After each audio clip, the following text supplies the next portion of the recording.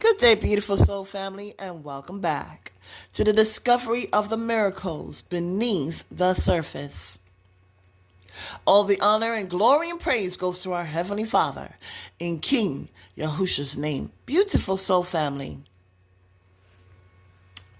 This message is a Bible study, but we're going to talk about different aspects. And so when I mean aspects, I mean from a worldly standpoint and spiritual standpoint. And these are important to note because we are in the midst of a spiritual battle. And the more information we have, the more we learn, the more we have clarity, the more we can take a firm stand for Yahuwah and our King of Kings. And so, beautiful soul family, it's just so interesting. I was going to do this message anyways, but I was actually going to do this yesterday, but I just couldn't get around to it. And I would like to introduce what this message is called. The message for today is called Scarecrow. Scarecrow. Now, scarecrows were used back then, and they're used now, to warn off evil from their crops, warn off crows, warn off ravens. But it really does have a history behind it. And it's not only physical, but it's also spiritual. And so I pray that the hearers hear and the seers see. We're going to be talking about scarecrows, but I first would like to start off on the physical plane. That means in this world. So there's a movie, came out in 1978 called The Wiz. And in this movie we have Michael Jackson playing the Scarecrow. Now the characters are Dorothy. She's trying to find her way back home. To some degree she felt uncomfortable. She's very curious, and she went off the wrong path, onto the wrong path. We have the Scarecrow. Now, the Scarecrow, he is one that is missing a brain. And what's so interesting is that the Scarecrow is seen as foolish and useless individual. The Tin Man believes a heart will give him confidence and love that he needs. The Lion, on the outside, he looks ferocious, he looks strong, but on the inside, he fears of being exposed as being insecure and cowardly. The Wizard, he's a man that is behind the scenes, controlling things, controlling people. And he does this behind the scenes so that these people could fit. He manipulates so people can fit into his world. Meanwhile, both he and his system is broken. Now, it's just so amazing. I did a Art at a Glance message video. And there was a Korean woman who did an artwork, and the scarecrows were under this round table. Now, this artwork that she did, that is loved by a lot of people, that artwork is a mechanical artwork. So this is what it looks like.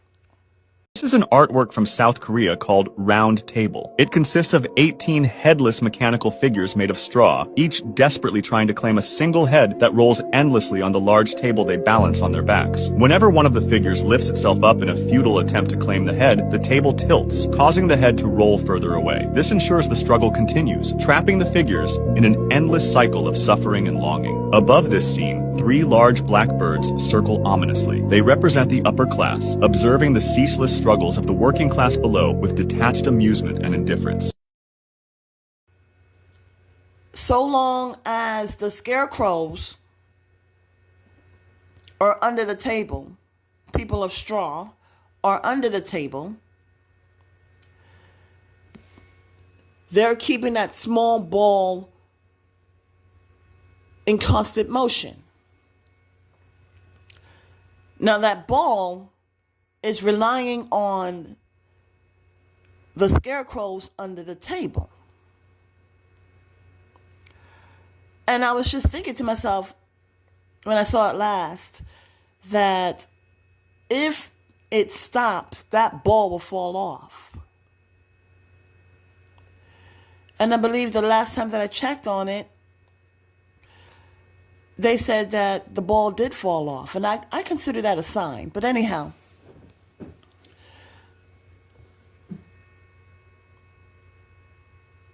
when I looked at her mechanical artwork,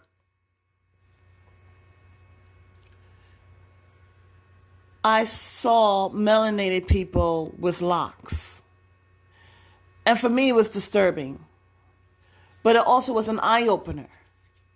That there are those who are under the foot, under the thumb, under the system that's sucking them dry.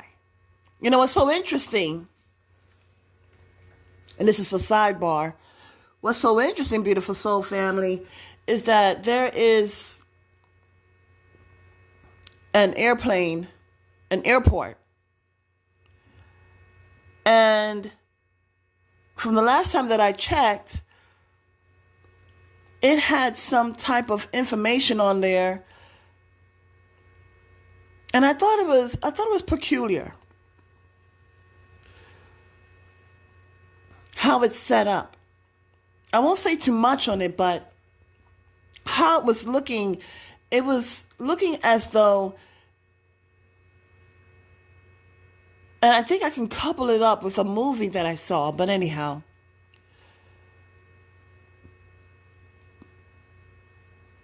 It was like a prison. And the people are stored underground. And their energy is being used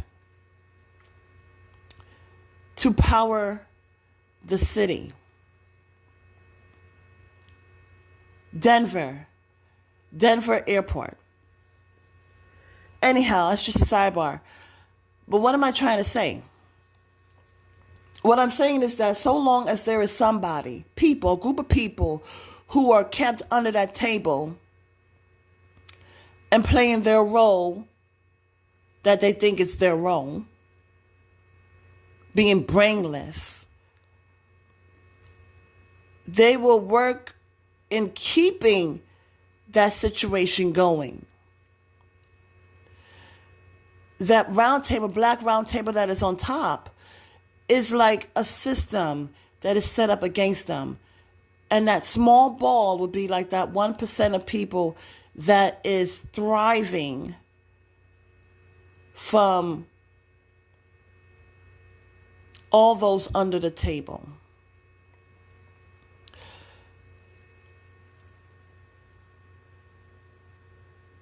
And the thing is this, when I was thinking about Michael Jackson as he played the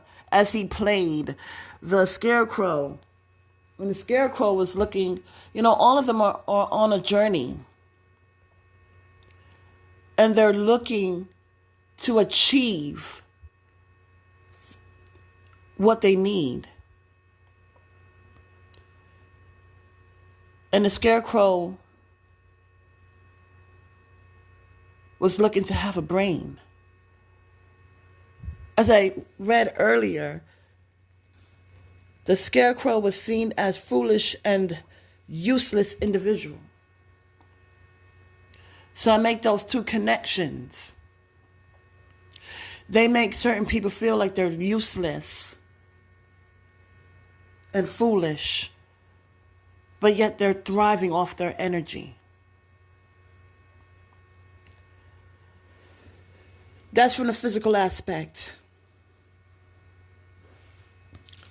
Another aspect is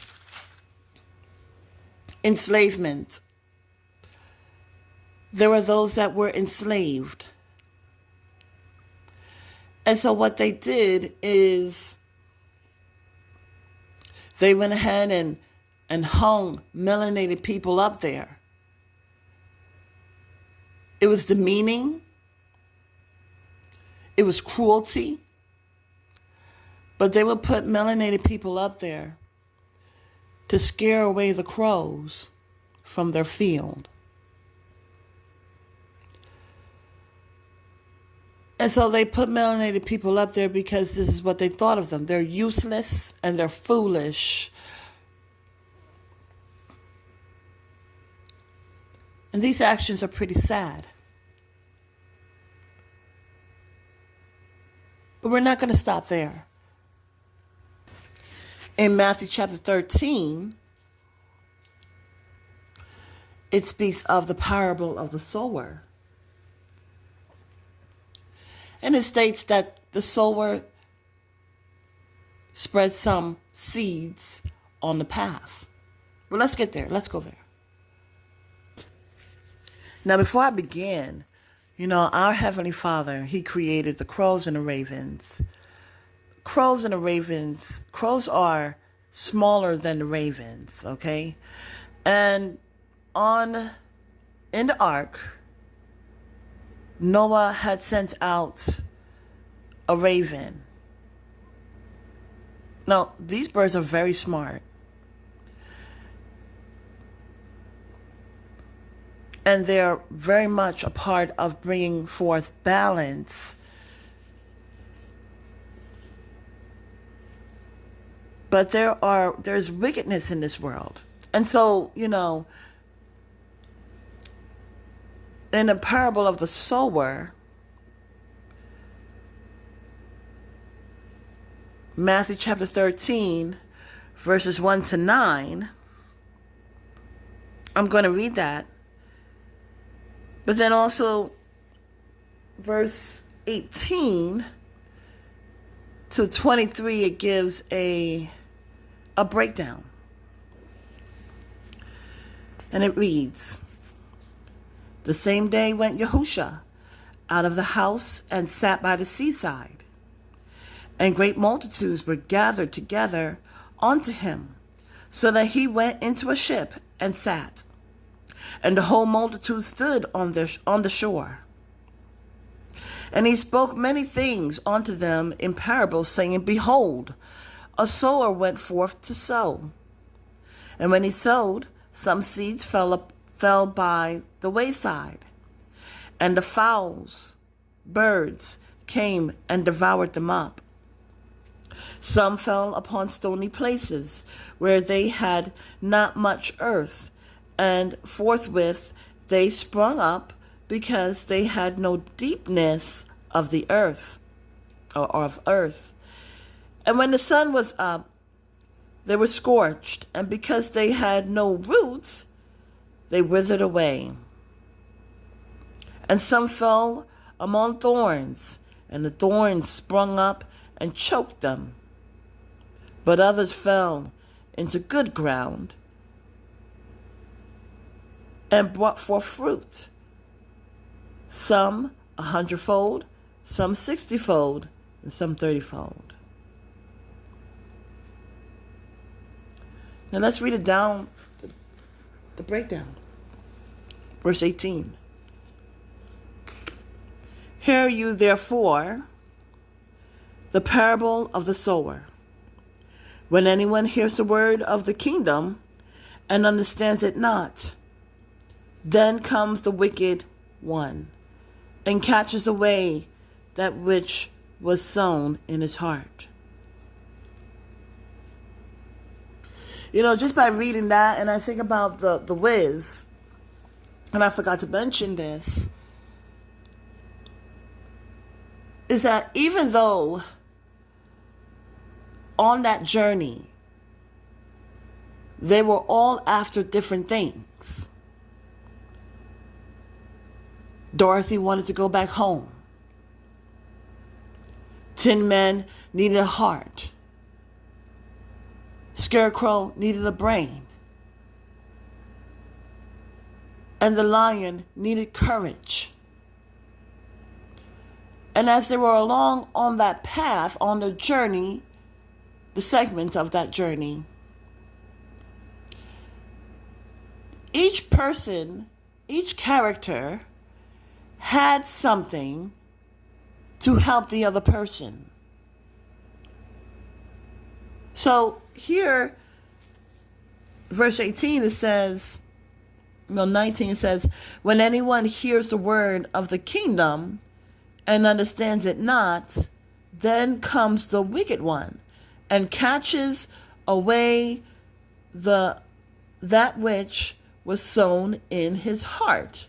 This is he who receives seed by the wayside. So really much, there's a bird that's coming in once the seeds are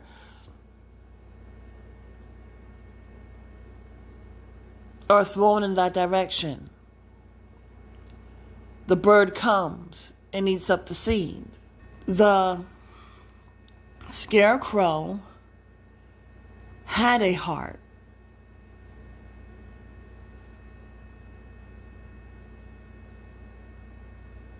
The scarecrow had something, like I stated,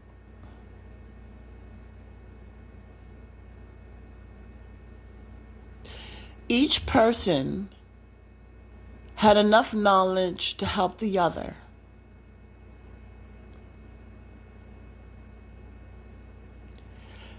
In this world, they would try to gobble up things before it can process. And when we get into Jubilees, you will understand this even more.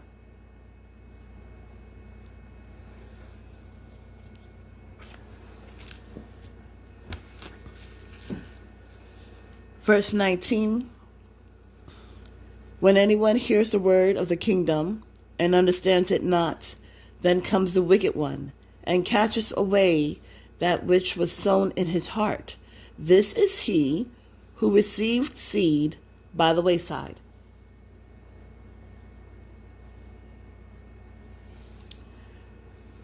(20) But he that received the seed into stony places, the same is he that hears the word, and immediately with joy receives it. Yet has he not root in himself, but endures for a while. For when tribulation or persecution arises because of the word, by and by he is offended. He also that receives seed among the thorns is he that hears the word, and the care of this world and the deceitfulness of the riches choke the word, and he becomes unfruitful. But he that receives seed into the good ground is he that hears the word and understands it, which also bears fruit and brings forth some 100-fold, some 60, and some 30.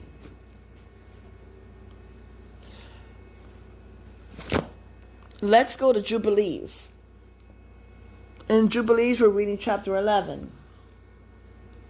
Now, so interesting enough to note, Jubilees chapter 11, we hear about the life of Abraham. And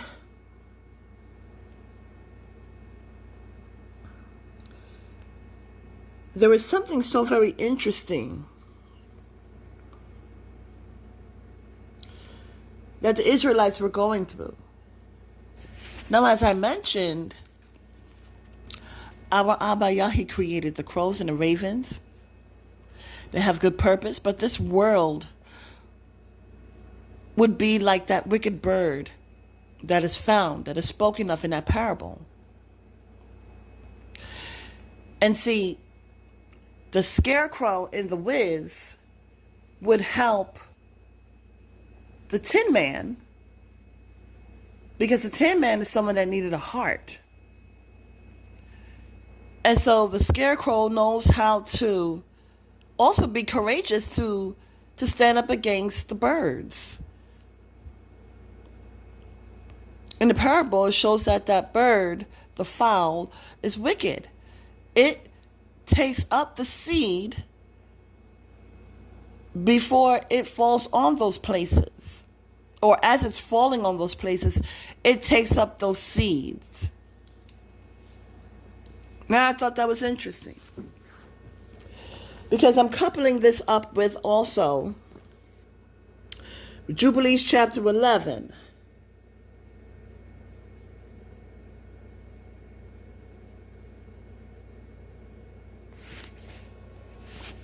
Now, here in chapter 11, well, let's first go up to verse 2. And the sons of Noah began to war on each other, to take captive and to slay each other, and to shed the blood of men on the earth, and to eat blood, and to build strong cities and walls and towers. Individuals began to exalt themselves above the nation, and to found the beginnings of kingdoms, to go to war, people against people, and nation against nation, the city against city. And all began to do evil, and to acquire arms, and to teach their sons war. And they began to capture cities, and to sell male and female slaves. What I'm looking at is like one big circle, you know?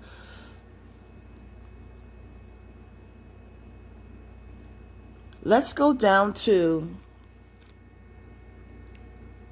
verse 10. And the prince Mastema sent ravens and birds to devour the seed which was sown in the land. Now, Yahuwah, some time ago, long time ago actually,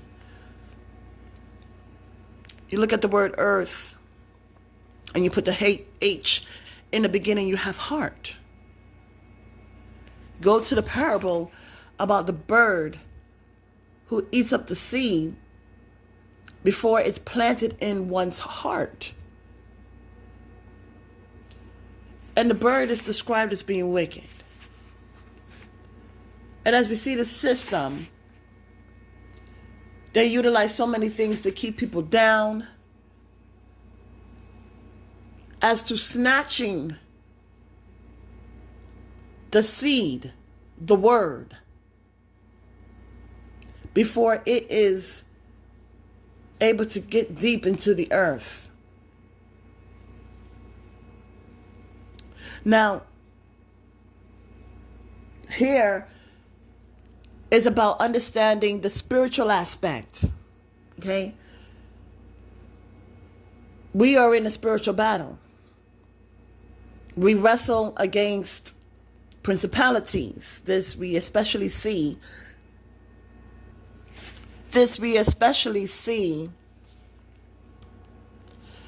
in Ephesians chapter 6, where there's a wrestling. We see the account of the wrestling, really, the fight, in the account of Daniel, where it speaks about the principalities, the prince of Persia and later Greece. And so here in Jubilees especially, taking all the things that we talked about here, from the physical, those that were enslaved, utilized as being the scarecrow, the mechanical artwork, Did she know how her artwork will come off onto others? Maybe she did, maybe she didn't, But see, whenever there is a good word of Yahuwah, and it is sown in many areas, different terrains, there's a wicked system that will utilize many mechanisms, as we see with the Wiz. They're behind the scenes, but they will manipulate people to fit in their world. So long as they are seen as foolish and useless. So they will put out so many different things. In this world, Satan will try to attack the very things that's of our purpose, to keep people wandering. But in the Wiz, we see that they're on a journey. And at the end, they get what they are looking for. But the thing is that they had it the whole time, really, when you think about it. They just weren't aware of what was within them. Now, the spiritual aspect is knowing that if we think it's just knives and guns and swords and spears, we have another thing coming. Because what is also utilized is witchcraft. So, here in Jubilee chapter 10, it reads, "And the prince Mastema sent ravens and birds to devour the seed which was sown in the land, in order to destroy the land, and rob the children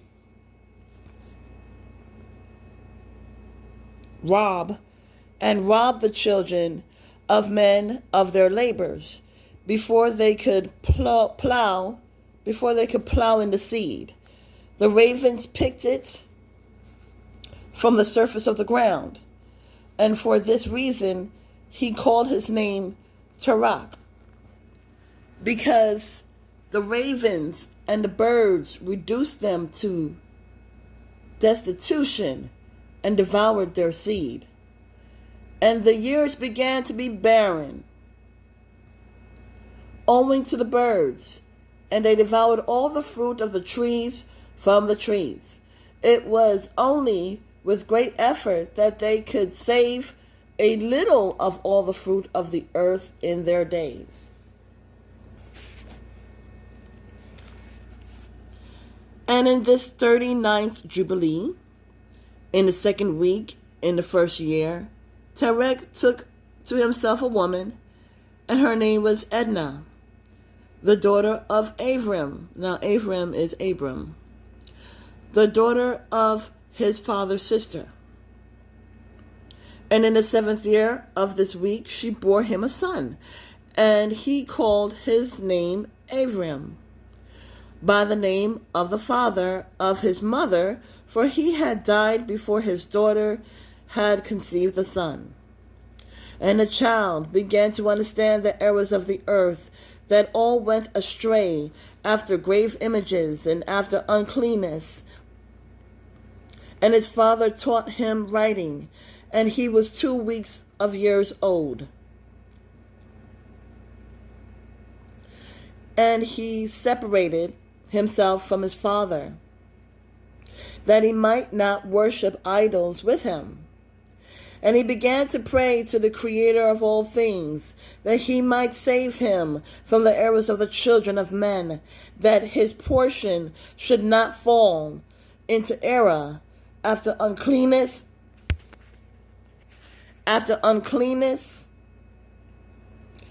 and vileness.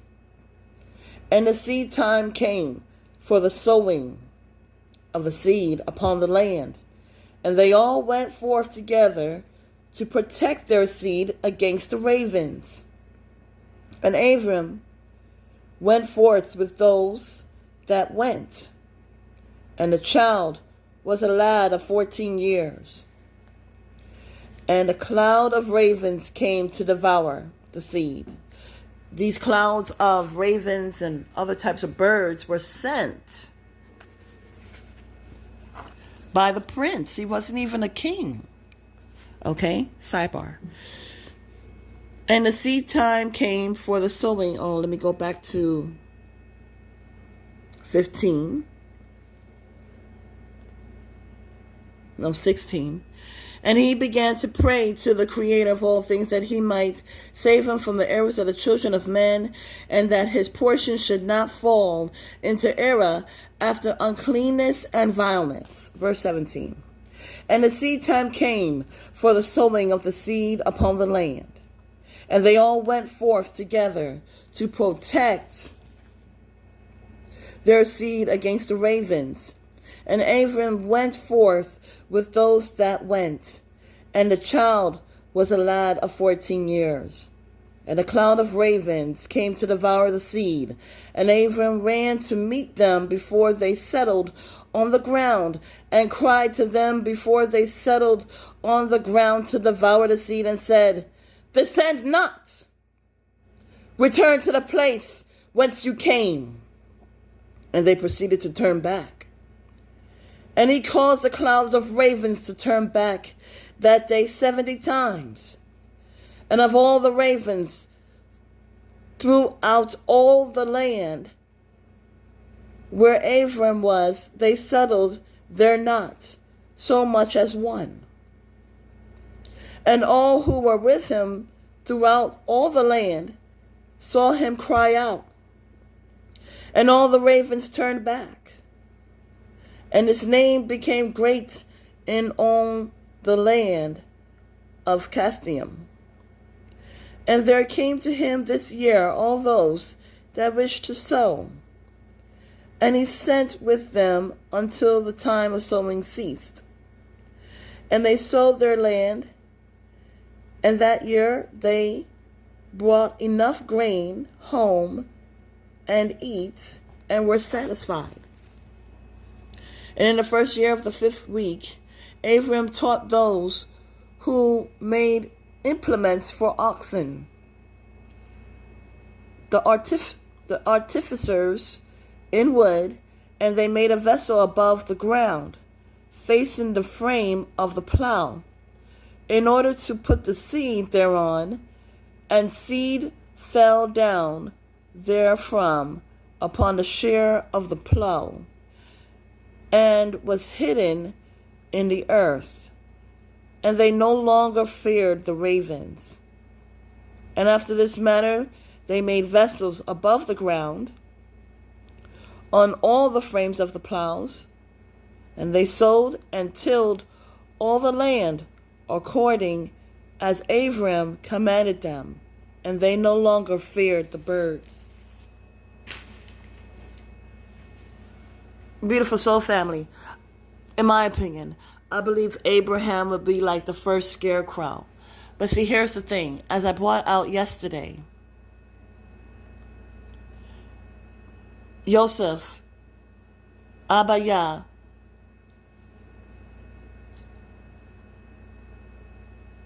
was directing Joseph and making those plans during the 7 years of plenty. And he told them, keep the corn in the same soil. And the thing is, though, he was worshiping Yahuwah. The other businesses were not worshiping Yahuwah. And so even though they did what he instructed them to do, they still had vermin and pestilence and all that stuff with all that they preserved. They needed Yahuwah. And because Joseph was being steadfast with Yahuwah, all his grains that were preserved were protected from vermin. Now when we putting all these different pieces together,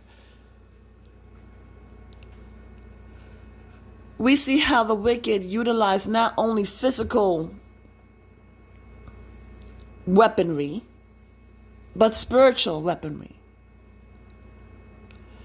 And when we understand that we are in a system, we are of the earth, but this world is a system, its matrix is set up by lies. And so long as there's truth that falls, that's the seeds, truth falling in every terrain, the wicked will use different mechanisms to take the seed, as we see, to take the seed before it gets absorbed by the heart. And the thing is that we're all on a journey. But the one behind the scenes, the wizard behind the scenes, is the one that's utilizing so many mechanisms and manipulations to prevent people from growing and keeping them small to fit within his world. A system that he's broken and the system's broken as well, right? So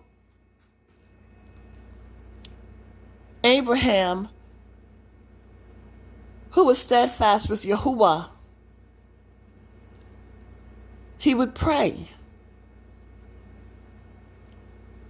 Now, this prince, he was using witchcraft, sending birds to steal the seeds. So there won't be any growth taking place. So that the earth, the soil, their land will be barren. But Abraham, he cried out.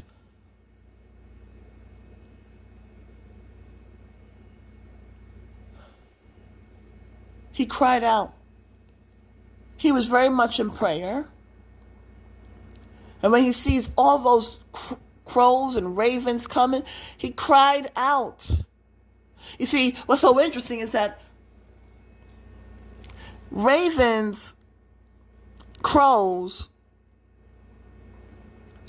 they eat of death, not of the living.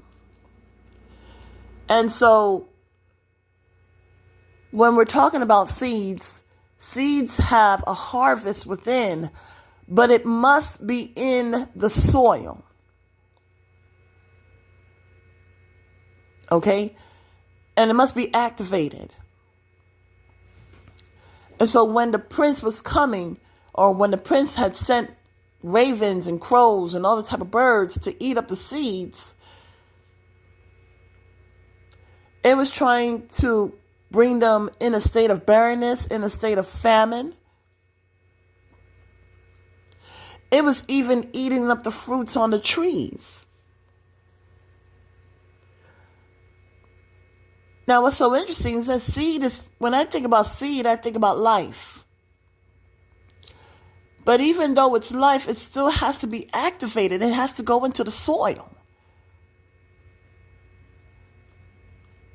In this world, the truth is out there. It's being shared amongst many.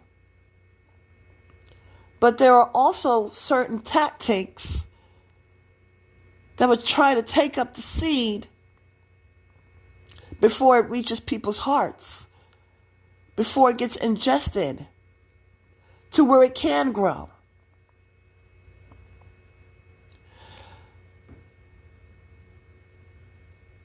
Now, Abraham, I think in this situation, he is seen as the first scarecrow, scaring away manipulations and witchcraft that the prince was sending. Sadly enough, like I said, crows, ravens, they go for things that have no life, that's deceased. But a seed has life. So that's that witchcraft. You see what I'm saying?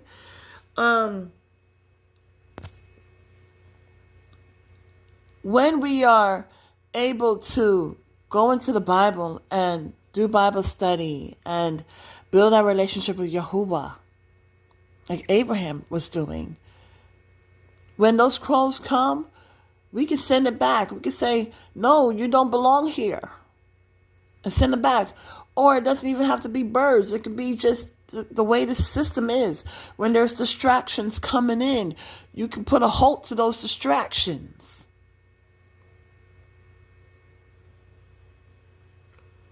What I love is that they formulated a system with the oxen, so that way the birds would not be able to get to the seeds, and the seeds can properly go into the soil and begin activation of growth.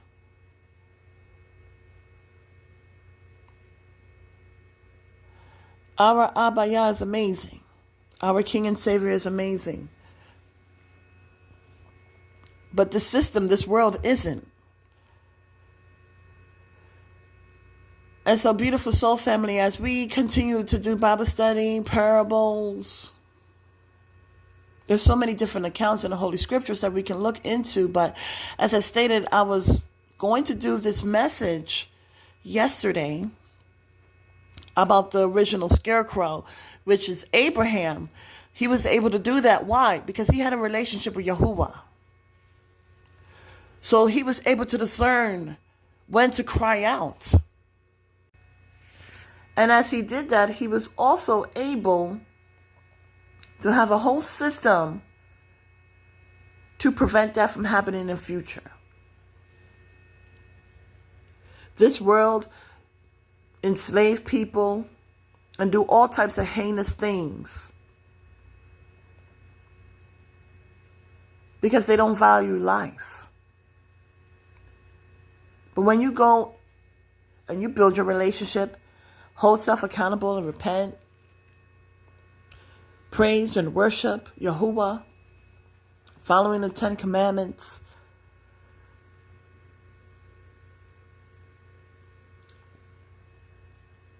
you will be able to see the pitfalls of this world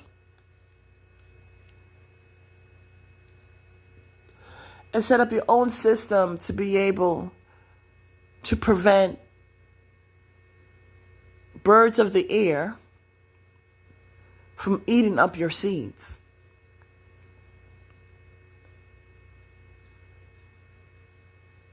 Our Abaya is our provider, not this world. And when we come to see so many different things, even more, our eyes can be opened and we can discern things and not fall into the pit. Until the next message, have a beautiful and wonderful day, and may Yahuwah continue to open up your eyes in these interesting times.